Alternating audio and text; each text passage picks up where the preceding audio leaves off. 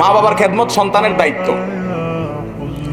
ছেলের দায়িত্ব তার মা বাবার খেদমত করা, মেয়ের দায়িত্ব তার নিজের মা বাবার খেদমত করা। কিন্তু আমাদের মতো গরিব দেশে ছেলে চাইলে বাবা মার খেদমত বসে বসে করতে পারে পারে না। এজন্য সে বাইরে যাইতে হয়, বিদেশে যাইতে হয়, দূরে যাইতে হয়।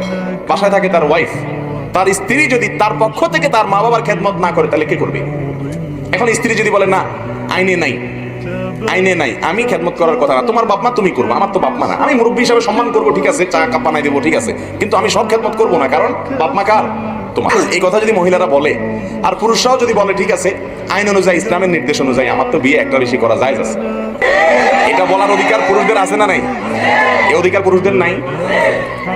তো বেশি অধিকার বললে কিন্তু তখন দুই পক্ষে বেজার লাগবে কি লাগবে না?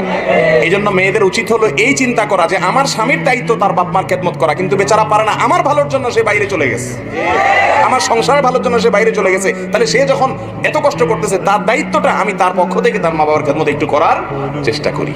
এটা মেয়েদের করা উচিত, এটা তাদের নৈতিক দায়িত্ব।